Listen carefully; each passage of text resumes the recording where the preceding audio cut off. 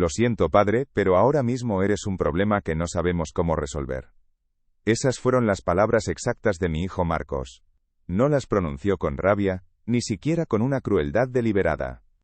Las dijo con un agotamiento práctico, con la frialdad de un cirujano que describe un mal diagnóstico, como si yo fuera una tubería rota o una factura inesperada que trastocaba sus planes.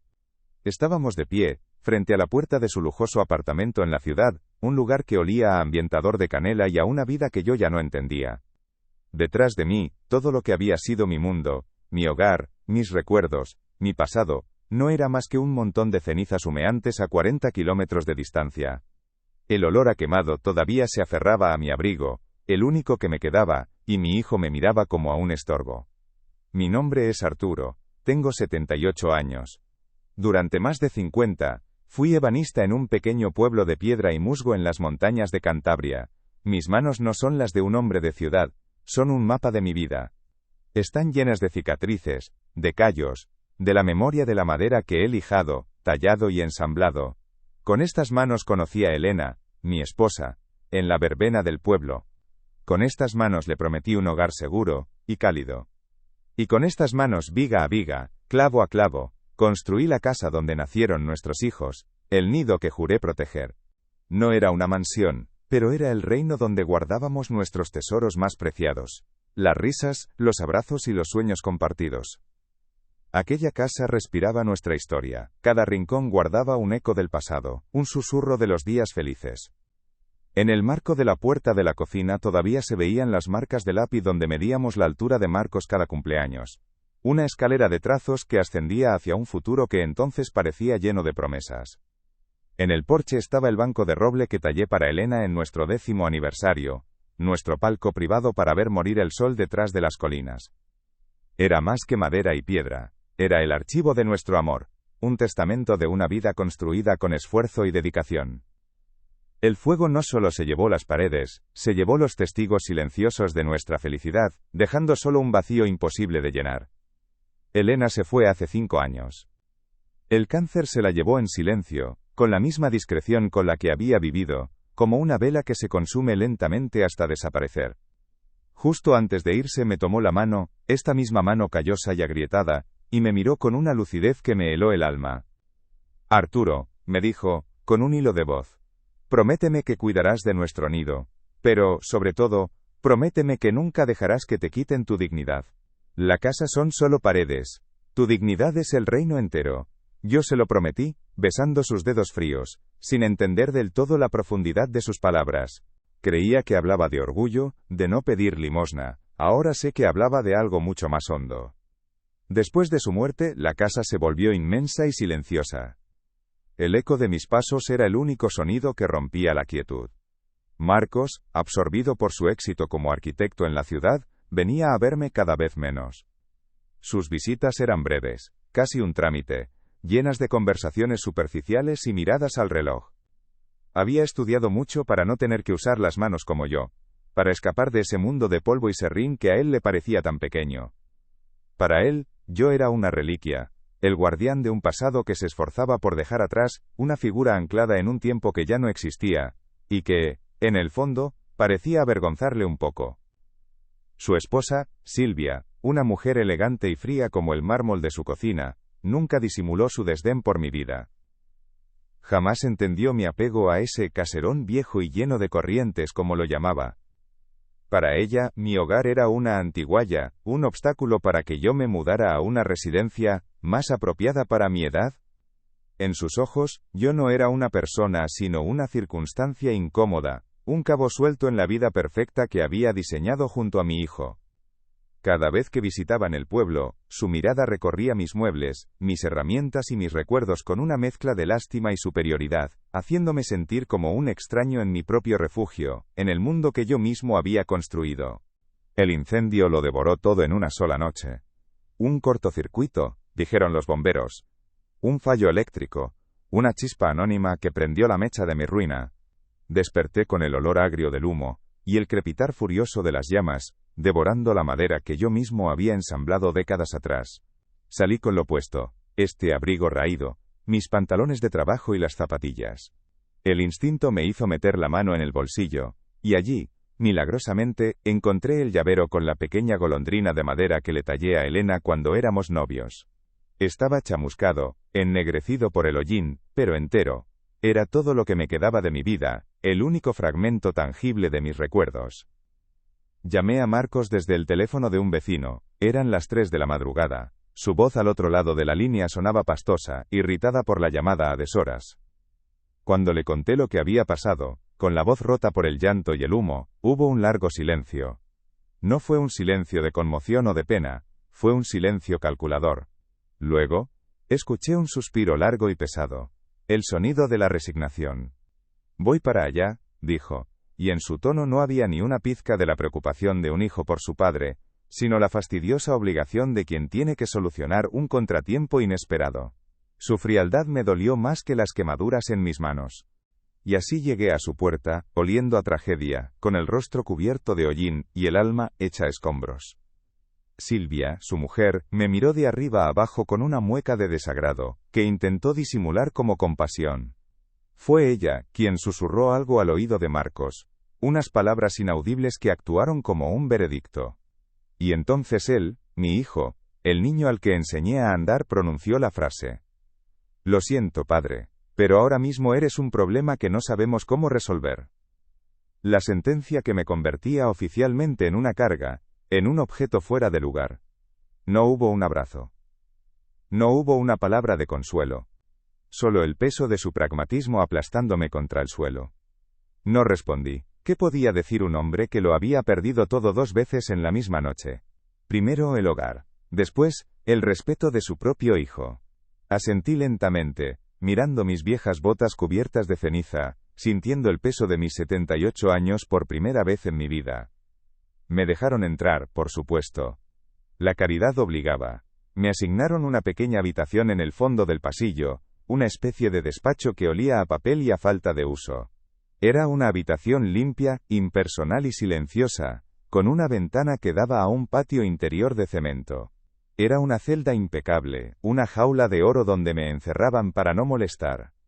Esa primera noche, sentado en el borde de una cama que no era la mía, en un silencio que no era el de mi casa, me di cuenta de una terrible verdad.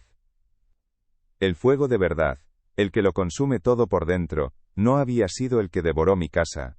Ese solo había quemado madera y recuerdos. El verdadero incendio, el que calcina el alma y te deja hueco por dentro, estaba empezando en ese preciso instante. Era el incendio lento y frío de la indiferencia, el fuego invisible de saberte un estorbo para aquellos a los que les diste la vida. Y ese, lo supe entonces, es un fuego del que es casi imposible escapar. He dedicado mi existencia a construir, a dar, a levantar a mi familia con el sudor de mi frente. Forjé un hogar con la esperanza de que sus cimientos fueran el amor y el respeto mutuo. Espero que ustedes que me están escuchando ahora desde sus casas, estén construyendo vidas donde el cariño sea el pilar maestro. Por cierto, me reconfortaría saber desde qué ciudad o pueblo del mundo me acompañan en esta historia. Déjenme un comentario, si les nace del corazón.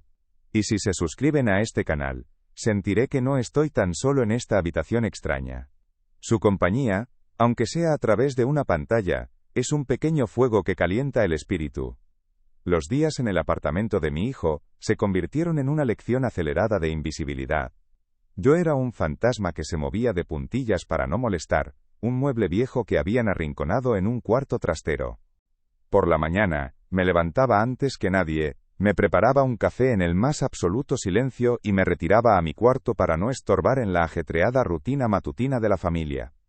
Escuchaba sus voces apresuradas al otro lado de la puerta, los planes para el día, las risas de mi nieto Leo, un chico de 16 años que a veces me miraba con una curiosidad triste, como si intuyera mi destierro y no supiera cómo romperlo.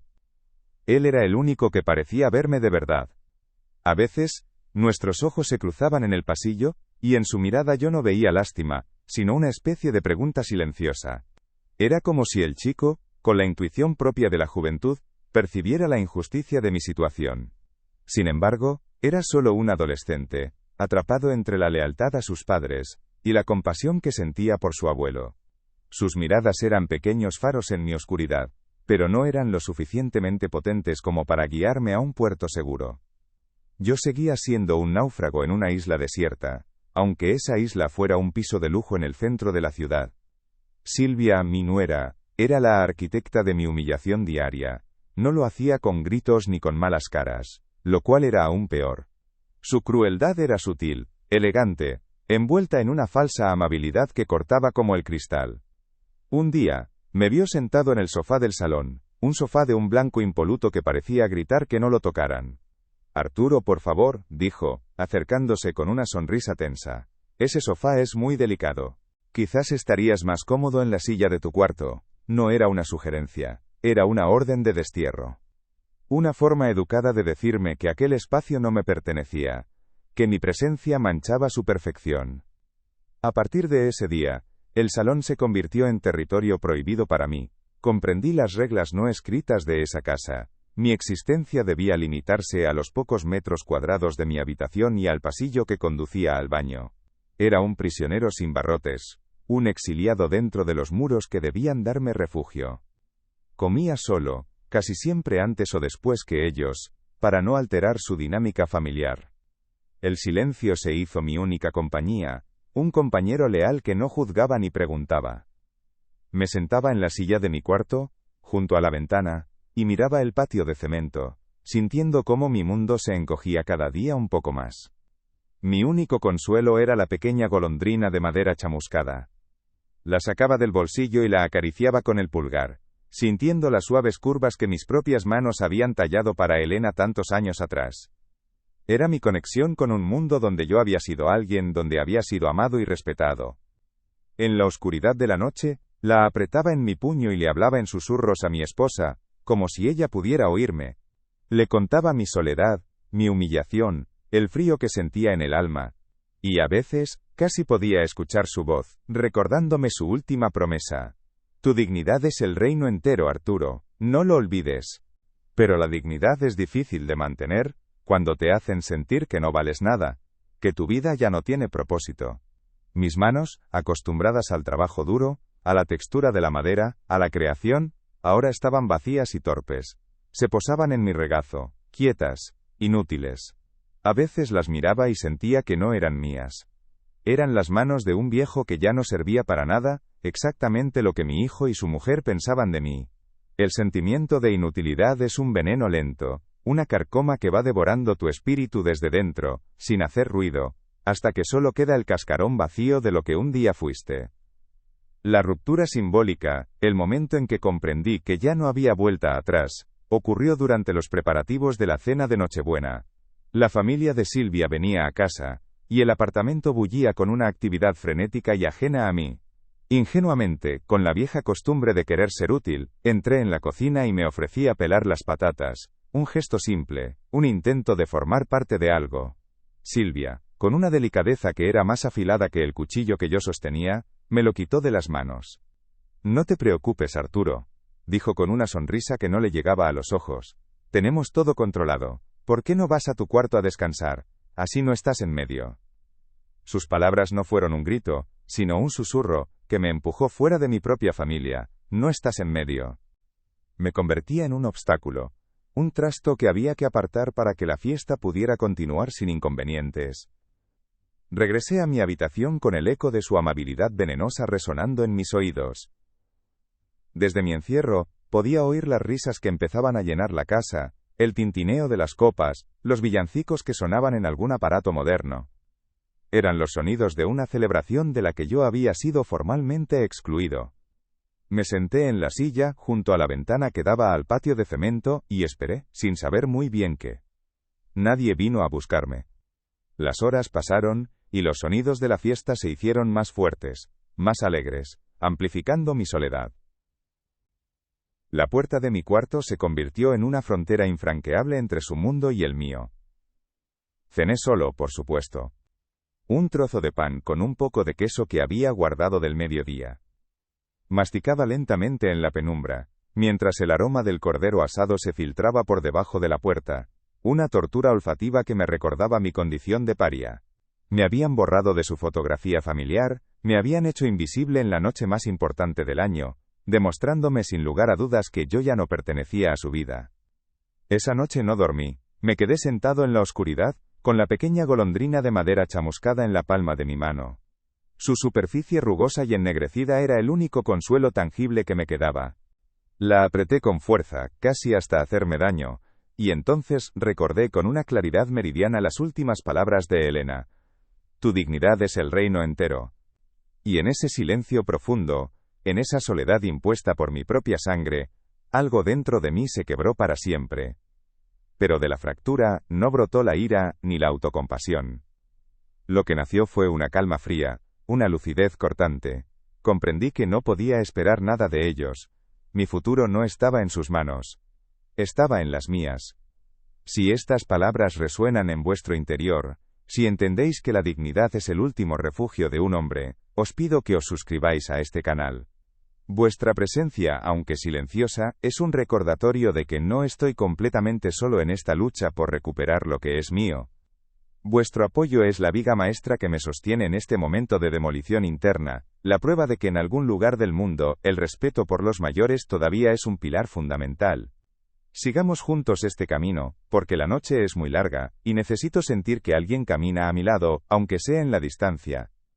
A la mañana siguiente, el día de Navidad, me levanté con un propósito claro. Ya no era el anciano frágil y desorientado.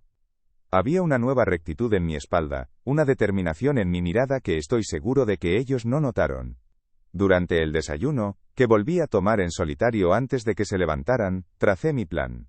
Cuando Marcos apareció en la cocina, con el rostro cansado por la celebración de la noche anterior, le comuniqué mi decisión. Le dije que necesitaba ir al pueblo para hablar con el agente del seguro sobre la indemnización de la casa. Era una verdad a medias, el pretexto perfecto para iniciar mi liberación silenciosa. Él pareció aliviado. La idea de que yo me ausentara por un día, de que su problema se solucionara solo aunque fuera temporalmente, le iluminó el rostro. Me dio algo de dinero para el billete de autobús sin hacer demasiadas preguntas, probablemente agradecido por no tener que llevarme él mismo. Claro, padre.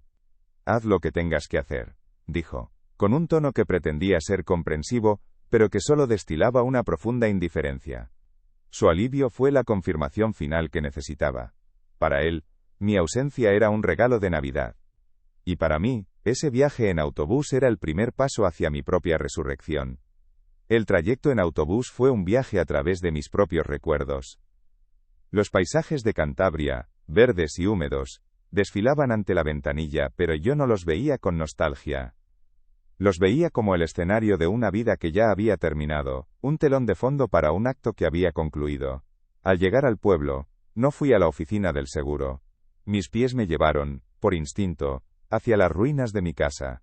El olor a madera quemada y a lluvia reciente lo impregnaba todo, un perfume agridulce de destrucción y renacimiento. El esqueleto ennegrecido de lo que fue mi hogar se erguía bajo el cielo gris, como un monumento a una vida pasada. Caminé entre los escombros, pisando los restos carbonizados de los muebles que mis manos habían creado, los fragmentos de los platos donde habíamos compartido tantas comidas. Pero, para mi sorpresa, no sentí pena. No hubo lágrimas. En su lugar, sentí una extraña y poderosa sensación de liberación. Aquellas cenizas no eran el final de mi historia, eran el punto de partida. Estar de pie sobre las ruinas de mi pasado me permitió verlo con una claridad absoluta. No se puede reconstruir sobre cimientos podridos.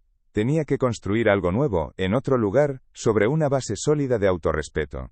Allí, en medio de la desolación, tomé mi decisión. Desde allí, me dirigí al único lugar donde sabía que encontraría un consejo honesto y un oído amigo. Fui a ver a Javier, un viejo amigo de la infancia que había sido el notario del pueblo durante más de 40 años. Su despacho, situado en la Plaza Mayor, olía a papel antiguo, a tinta y a confianza. Era un refugio del mundo moderno, un lugar donde las palabras todavía tenían peso, y los apretones de manos sellaban pactos de honor. Javier me recibió con un abrazo cálido y sincero, sus ojos pequeños y sabios me escrutaron por encima de sus gafas, comprendiendo sin necesidad de palabras que mi visita no era de cortesía. Nos sentamos en 2 viejos sillones de cuero agrietado, y le conté todo. No me guardé nada. Le con acento agudo del incendio, sí, pero sobre todo le con acento agudo del otro fuego, el que me consumía por dentro. Le conté las palabras de Marcos, la frialdad de Silvia, la humillación silenciosa de los días en su casa, la cena de Nochebuena en soledad. Hablé durante casi una hora, vaciando el veneno que se había acumulado en mi alma. Javier me escuchó en silencio, sin interrumpirme, asintiendo lentamente con la cabeza, su rostro una máscara de compasión y seriedad. Dejó que mi dolor llenara la habitación hasta que no quedó ni una sola palabra por decir. Cuando terminé mi relato, un silencio denso se apoderó del despacho. Javier se levantó, se acercó a un gran archivador de madera oscura, y sacó una carpeta polvorienta. La abrió sobre su escritorio con un cuidado casi reverencial. Arturo, me dijo con voz grave, tu casa estaba bien asegurada. Elena y tú siempre fuisteis personas previsoras. La compañía de seguros ya ha aprobado la indemnización. No te hará rico, pero es una cantidad considerable. Es tuya, enteramente tuya. Sus palabras fueron como un bálsamo, la primera noticia que me devolvía un ápice de control sobre mi propia vida, sobre mi futuro.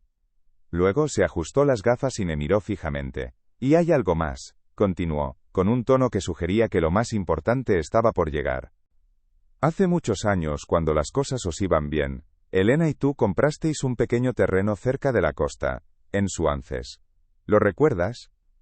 Vuestro sueño era construir allí una casita para la vejez, para mirar el mar. La enfermedad de Elena lo dejó todo en suspenso.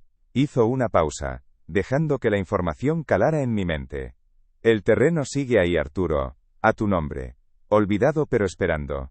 Es tuyo. Lo había olvidado por completo. Un pequeño pedazo de tierra con vistas al mar Cantábrico. Un sueño que la enfermedad y el dolor habían enterrado en lo más profundo de mi memoria. De repente, aquel sueño olvidado resurgió de entre las cenizas de mi vida, no como un recuerdo doloroso, sino como una posibilidad real, una ruta de escape, un destino. El terreno de Suances era más que tierra, era una promesa que le había hecho a Elena, una promesa que ahora podía cumplir para mí mismo. La revelación de Javier no solo me daba recursos económicos, me devolvía un horizonte, un propósito que creía perdido para siempre. Volví al apartamento de mi hijo esa noche con un plan firmemente trazado en mi mente. Durante las siguientes semanas, me convertí en el mejor actor del mundo. Interpreté a la perfección el papel que ellos me habían asignado, el del viejo dócil, invisible y agradecido. Me movía por la casa con sigilo, sonreía cuando era necesario y pasaba la mayor parte del tiempo encerrado en mi habitación. Ellos creyeron que finalmente me había resignado, que había aceptado mi lugar. Pero por dentro, yo estaba trabajando incansablemente. Mi mente, que había estado aletargada por la pena, ahora era un hervidero de actividad, planificando cada paso de mi nueva vida. En secreto, hice llamadas desde un teléfono público para que no pudieran oírme. Con la inestimable ayuda de Javier, moví todos los papeles necesarios. La indemnización del seguro fue ingresada en una cuenta bancaria nueva que abrí en la sucursal del banco de mi pueblo, una cuenta a la que solo yo tenía acceso. Puse a la venta el terreno de Suances, a través de un agente inmobiliario local que Javier me recomendó. El interés fue inmediato. Con el dinero de la indemnización y la futura venta del terreno, tendría más que suficiente para empezar de cero, para construir mi propio reino, lejos de su indiferencia y su caridad envenenada. Mientras mi plan secreto avanzaba, algo inesperado comenzó a suceder. Mi nieto Leo, el chico de 16 años, empezó a buscar mi compañía. Venía a mi cuarto por las noches, con la excusa de pedirme ayuda con sus deberes de historia o de literatura, pero yo sabía que eran solo pretextos. En realidad, solo se sentaba en la silla frente a mí, y me observaba en silencio, con una curiosidad que iba más allá de la simple compasión. En sus ojos jóvenes veía una búsqueda, un anhelo de conectar con algo auténtico que evidentemente no encontraba en su entorno familiar, tan perfecto y aséptico. Una de esas noches, vio la golondrina de madera sobre mi mesilla. Sus ojos se fijaron en ella, en su forma quemada pero reconocible. «¿Qué es eso, abuelo?», preguntó, con una timidez que me conmovió. Le conté la historia.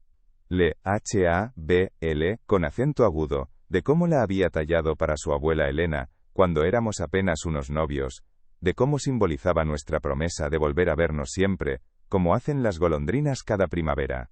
Le conté que era lo único que había sobrevivido al fuego, un pequeño milagro de madera y amor. Escuchó con una atención reverente, como si estuviera escuchando un cuento de un tiempo perdido. Cuando terminé, sus ojos brillaban con una emoción que no supe descifrar. ¿Me enseñarías a hacer algo así, abuelo?, preguntó en un susurro. Esa pregunta fue como un rayo de sol atravesando la oscuridad de mi habitación. En su petición no había lástima, sino una admiración genuina por mi oficio, por mis manos, por el hombre que yo había sido. En su voz escuché el eco de un futuro que no había imaginado, la posibilidad de que mi legado, el amor por la madera y el trabajo bien hecho, no muriera conmigo. Fue un pequeño brote de esperanza en medio de mi desierto particular. El clímax, el empujón final que necesitaba para ejecutar mi partida, llegó de la forma más cruda y accidental posible. Una tarde, mientras pasaba por el pasillo, escuché las voces de Marcos y Silvia discutiendo en la cocina. La puerta estaba entreabierta y sus palabras, cargadas de tensión, llegaron a mí con una claridad brutal. Discutían sobre dinero, sobre unas vacaciones de lujo que querían hacer en un lugar exótico. Y entonces escuché a Silvia pronunciar la frase que selló mi destino en esa casa. Si no tuviéramos que cargar con tu padre, podríamos permitirnos ir a las Maldivas sin problemas. Es un pozo sin fondo, Marcos, un gasto constante. Me quedé paralizado, con la mano en el pomo de la puerta de mi cuarto, esperando la respuesta de mi hijo. Esperando, con una última e ingenua esperanza, que me defendiera. Que dijera algo, cualquier cosa, que demostrara que yo aún significaba algo para él, más allá de una cifra en su presupuesto mensual. Pero todo lo que escuché fue un largo y cansado suspiro, seguido de una respuesta que fue peor que cualquier insulto. Ya lo sé, Silvia. Ya lo sé. Su resignación, su acuerdo tácito con las palabras de su mujer, fue la última palada de tierra sobre el ataúd de mi afecto por él. Esa fue la última pieza que necesitaba para completar el puzzle de mi humillación. Sorprendentemente, no sentí dolor, ni siquiera rabia. Lo que sentí fue una profunda y liberadora confirmación. Todo estaba claro. Ya no había dudas, ni culpas, ni esperanzas vanas. Eran quienes eran, y yo no podía cambiarlo. Solo podía cambiar mi propia situación. Esa misma noche, con una calma absoluta, empaqué la pequeña bolsa de viaje que tenía. Metí mis pocas mudas de ropa, la golondrina de madera, y una vieja fotografía de Elena, arrugada y descolorida, que había logrado salvar porque la llevaba en la cartera el día del incendio. A la mañana siguiente, me levanté a mi hora de siempre, antes de que el sol despuntara y la casa se llenara con el ruido de su vida. Ellos todavía dormían, ajenos a la revolución silenciosa que estaba a punto de suceder.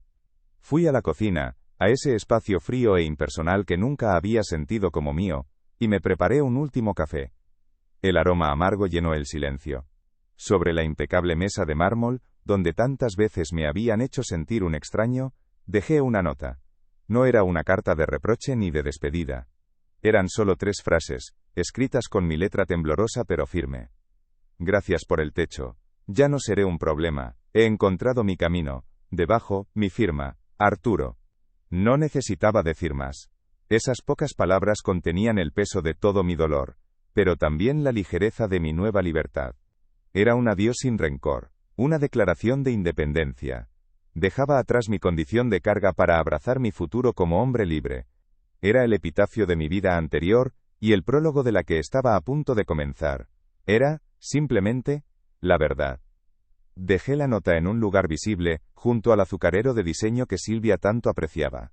Luego, cogí mi pequeña bolsa y caminé hacia la puerta de entrada.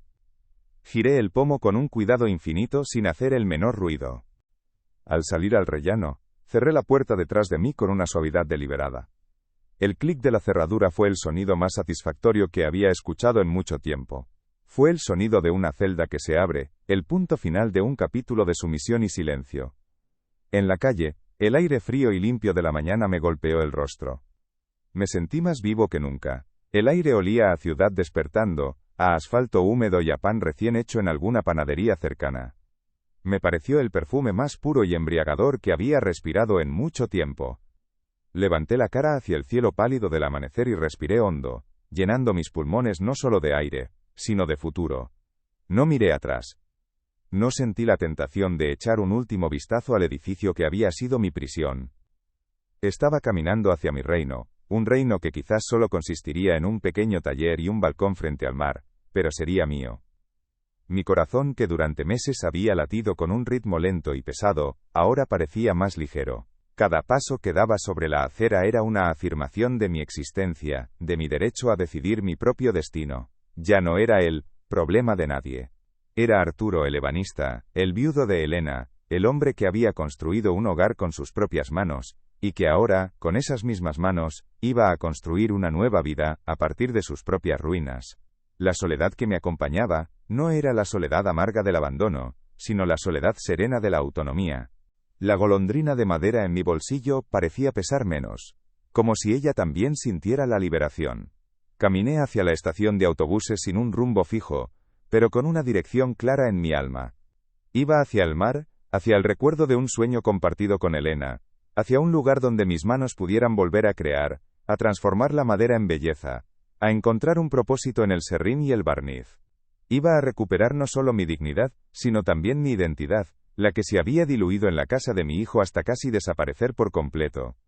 El sol comenzaba a teñir de naranja los edificios más altos de la ciudad cuando llegué a la estación. Había una energía de comienzos en el ambiente, gente que iba y venía, cada uno con su propia historia, su propio destino. Compré un billete para el primer autobús que saliera en dirección a la costa, sin importarme el nombre exacto del pueblo. Lo importante era el movimiento, la distancia, el acto de alejarme de la vida que me habían impuesto. Me senté junto a la ventanilla y, mientras el motor del autobús rugía, me permití una pequeña y silenciosa sonrisa. El viaje no fue una huida, sino un regreso. Un regreso a mí mismo. Mientras la ciudad se quedaba atrás, convirtiéndose en un borrón en el espejo retrovisor, sentí que me despojaba de una piel vieja y pesada. La piel del anciano inútil, del estorbo, del problema. Con cada kilómetro que me alejaba, recuperaba un trozo de mi ser. El paisaje urbano dio paso a los campos verdes, y sentí que mis raíces, que habían estado secándose en el cemento de la indiferencia, volvían a encontrar tierra fértil donde crecer de nuevo, con más fuerza y sabiduría. Recordé a mi nieto Leo y su pregunta, ¿me enseñarías? En ese momento, entendí que mi partida no era solo por mí, era también por él. Tenía que demostrarle, con mi ejemplo, que uno nunca debe rendirse, que la dignidad no es negociable, y que siempre es posible reconstruir, incluso cuando solo quedan cenizas. Quizás, algún día, él vendría a buscarme, no por lástima, sino por el deseo de aprender de un hombre que, a pesar de haberlo perdido todo, había encontrado la manera de volver a construir su propio mundo, tabla a tabla, clavo a clavo. El autobús avanzaba y yo miraba el horizonte, donde el cielo empezaba a clarear por completo. Pensé en Elena. Su última promesa ya no era una carga, sino una guía. Tu dignidad es el reino entero. Ahora entendía. Mi reino no era una casa de piedra y madera, ni una familia que te da la espalda. Mi reino era el espacio interior donde mi espíritu no podía ser doblegado. Y en ese preciso instante, al amanecer de un día cualquiera, estaba cruzando sus fronteras reclamando mi trono, no como un rey sino como un hombre libre. No volví a mi pueblo. Ese capítulo de mi vida, el de las cenizas y el desdén, había terminado para siempre. Con el dinero de la indemnización del seguro y la venta del terreno que Javier había recuperado para mí, me instalé en un pequeño pueblo pesquero de la costa, no muy lejos de donde Elena y yo habíamos soñado retirarnos. Alquilé un apartamento humilde, sin lujos, pero con un pequeño balcón desde el que se podía oler el salitre y escuchar el murmullo constante del mar. Lo primero que hice, incluso antes de deshacer mi escaso equipaje, fue salir a la calle y comprar un juego de gubias nuevas y un trozo de madera de nogal. Sentir el peso de las herramientas en mis manos de nuevo, fue como volver a respirar después de mucho tiempo bajo el agua. Pocos días después, encontré un pequeño local en alquiler, un antiguo bajo que había sido una tienda de redes de pesca. Olía a mar y a abandono. Pasé una semana entera limpiándolo yo mismo, pintando sus paredes de un blanco luminoso que reflejaba la luz del Cantábrico. Allí monté mi pequeño taller de ebanistería. El aroma del serrín fresco, del barniz y del aguarrás, se mezcló con el olor a salitre que se filtraba por la puerta, creando el perfume exacto de mi nueva vida. Empecé a fabricar pequeñas cosas, sin pretensiones, cajas de madera para guardar tesoros, marcos sencillos para fotografías, juguetes de madera pulida, y golondrinas. Comencé a tallar muchísimas golondrinas, cada una con una veta única, cada una un símbolo de mi regreso a casa, a mí mismo. La gente del pueblo, hombres y mujeres de mar acostumbrados a la soledad, al trabajo duro y a pocas palabras, me acogieron con una naturalidad silenciosa y respetuosa. No me hicieron preguntas indiscretas sobre mi pasado ni sobre las razones que me habían llevado hasta allí. Simplemente me veían trabajar a través del gran ventanal de mi taller, con la luz del día iluminando mis manos y la madera. Me saludaban con un leve gesto de la cabeza al pasar, un reconocimiento mudo de hombre a hombre. Pronto, algunos de los pescadores más viejos empezaron a traerme remos rotos o pequeñas piezas de sus barcos para que se las reparara. Mi trabajo se convirtió en mi carta de presentación, mi manera de decirles quién era sin necesidad de pronunciar una sola palabra. Un sábado por la mañana, mientras lijaba con delicadeza el ala de una de mis golondrinas, la pequeña campanilla que había colgado en la puerta del taller sonó con un tintineo suave. Levanté la vista del trabajo, esperando ver a algún vecino con un nuevo encargo. Pero quien estaba allí, de pie en el umbral, recortado contra la luz brillante de la calle, era mi nieto, Leo. Estaba solo, con una mochila colgada al hombro y una expresión en el rostro que era una mezcla de nerviosismo y determinación. Había encontrado mi nueva dirección a través de mi viejo amigo Javier, el notario. Se había escapado de casa, tomando 2 autobuses para llegar hasta mí, buscando algo que evidentemente no encontraba en su hogar. «Abuelo», dijo, y su voz de adolescente se quebró un poco al pronunciar esa única palabra. «Leí tu nota. Lo siento mucho, de verdad». No hicieron falta más explicaciones ni reproches. El abismo que nos separaba no necesitaba ser llenado con palabras inútiles, sino con gestos sinceros. Le señalé un taburete de madera que había junto a mi mesa de trabajo, un gesto que era una invitación a entrar en mi mundo. Se sentó sin decir nada más. Y se quedó allí toda la mañana, observándome trabajar en un silencio cómplice y reparador, mientras el sonido de mis herramientas llenaba el espacio entre nosotros. Su presencia no era una interrupción, era una confirmación de que había hecho lo correcto.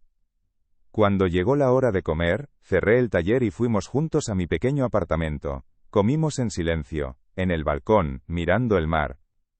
Y al día siguiente, domingo, volvió al taller conmigo. Pasó todo el fin de semana a mi lado, absorbiendo cada detalle, cada movimiento de mis manos sobre la madera. Antes de que tuviera que tomar el autobús de vuelta me abrazó con una fuerza que me sorprendió, un abrazo torpe y desesperado, que me decía todo lo que no se atrevía a expresar. ¿Puedo volver el sábado que viene, abuelo?, preguntó, con los ojos llenos de una esperanza frágil. Su pregunta fue la viga maestra que terminó de apuntalar mi nueva vida. Este taller y mi casa siempre estarán abiertos para ti, Leo, le respondí, poniéndole una mano en el hombro. Y así, mi nieto se convirtió en mi visitante más fiel y esperado. Cada fin de semana, recorría la distancia que nos separaba para pasar unas horas en mi refugio de madera y sal. Empecé a enseñarle los secretos del oficio, a distinguir un roble de un castaño por su olor, a sentir la dirección de la veta con la yema de los dedos, a darle forma a un trozo de materia inerte hasta convertirlo en algo con alma y propósito. Descubrí con un orgullo silencioso que tenía el don, la paciencia y el respeto por el trabajo bien hecho que su padre nunca tuvo. En sus manos jóvenes, torpes al principio pero cada vez más seguras, vi la continuación de mi legado, la prueba de que el amor por la artesanía no moriría conmigo. Mientras tanto, Marcos y Silvia llamaron un par de veces al teléfono que había instalado en el taller. Sus voces sonaban confusas, casi ofendidas, incapaces de procesar mi repentina autonomía. No entendían cómo había podido irme así, sin más explicaciones, y sobre todo, no entendían de dónde había sacado los recursos para empezar una nueva vida. Su pragmatismo les impedía comprender que mi capital no era solo económico sino moral. Les respondí con calma, con una serenidad que los desarmaba, sin un ápice de rencor en mi voz. Les dije simplemente que estaba bien, que por fin había encontrado mi lugar en el mundo, y que no debían preocuparse por mí. Mi tranquilidad parecía irritarles aún más. Su mundo de apariencias, de balances económicos y de soluciones prácticas no podía concebir mi decisión. No podían entender que un hombre pudiera preferir un humilde taller frente al mar a una habitación de invitados en su jaula de oro. Después de un par de conversaciones tensas y vacías, dejaron de llamar. Su silencio final fue el mayor regalo que pudieron hacerme, la última atadura que se soltaba, dejándome flotar libremente en la paz que tanto había anhelado. Un día, Fue Leo quien me contó, con una mezcla de culpa y orgullo, que había tenido una fuerte discusión con sus padres. Silvia le acusaba de estar perdiendo el tiempo conmigo, con ese viejo carpintero testarudo, en lugar de centrarse en sus estudios para acceder a una universidad de élite. Y Leo, mi nieto, por primera vez en su vida, les había plantado cara. Les dijo, con una firmeza que me llenó el alma, que en mi taller, entre serrín y virutas, había aprendido más sobre la vida, el respeto y la dignidad humana, que en todos sus años de colegio elitista y de conversaciones vacías en casa. En ese instante comprendí que mi promesa a Elena estaba más que cumplida. Mi dignidad no solo había permanecido intacta, sino que, sin yo pretenderlo, había echado raíces profundas en una nueva generación. Había conseguido transmitir el valor de ser fiel a uno mismo, de construir la propia vida con las manos y el corazón, incluso cuando el mundo te empuja a convertirte en un problema, en una cifra, en un estorbo. Mi partida silenciosa no había sido un final, sino una siembra, y la cosecha estaba floreciendo en el espíritu valiente de mi nieto. Ahora muchas tardes, cuando el sol empieza a teñir el mar de colores anaranjados, me siento en mi balcón, con una de mis golondrinas de madera recién terminada en la mano. La acaricio y miro el horizonte infinito. Pienso en la casa que construí con tanto amor, y que el fuego se llevó en una sola noche. Y, para mi sorpresa, ya no siento el más mínimo dolor. Porque por fin he aprendido la lección más importante de mi larga vida. Un hogar verdadero no son las paredes que te rodean, ni los muebles que acumulas, sino el espacio que ocupas en el mundo con integridad y autorrespeto. Un hombre no se define por lo que posee o por lo que pierde en el camino. Un hombre se define por lo que es capaz de construir después de la tormenta, con los restos del naufragio. Construimos casas, criamos hijos con todo nuestro esfuerzo, les damos lo mejor de nosotros mismos, esperando que el amor que sembramos con tanto esmero florezca algún día en gratitud y respeto. Pero a veces, la vida, en su extraña sabiduría, nos enseña que el amor más fundamental, el que nunca debemos traicionar, es el que nos debemos a nosotros mismos. El respeto es el último reino que nos queda, cuando todo lo demás se ha derrumbado, la fortaleza interior que no podemos permitir que nadie, ni siquiera nuestra propia sangre, nos arrebate. Miren a sus mayores, a esos que caminan más despacio, a los que a veces repiten las mismas historias. Mírenlos de verdad, más allá de la superficie. En sus arrugas no solo hay vejez, hay un mapa de batallas ganadas y perdidas. En sus manos cansadas, está la fuerza silenciosa que construyó el mundo en el que ustedes viven hoy. No los conviertan en un problema que hay que resolver, en un mueble viejo que estorba en el rincón de una habitación impecable. No los condenen a la invisibilidad ni al silencio.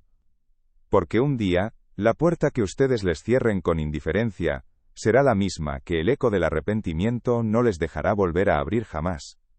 Y el silencio que dejen tras de sí cuando se hayan ido, ese silencio se convertirá en el ruido más ensordecedor y persistente del resto de sus vidas. Gracias por haberme acompañado en este tramo de mi viaje, por haber escuchado la historia de estas viejas manos, vuestra compañía ha sido un bálsamo para mi alma. Me gustaría mucho leer vuestras reflexiones en los comentarios, y si tenéis alguna idea para futuras historias, será un honor leerla. No olvidéis suscribiros a este canal, para que sigamos construyendo juntos este espacio de memoria y dignidad. Vuestra presencia aquí demuestra que el respeto no ha muerto.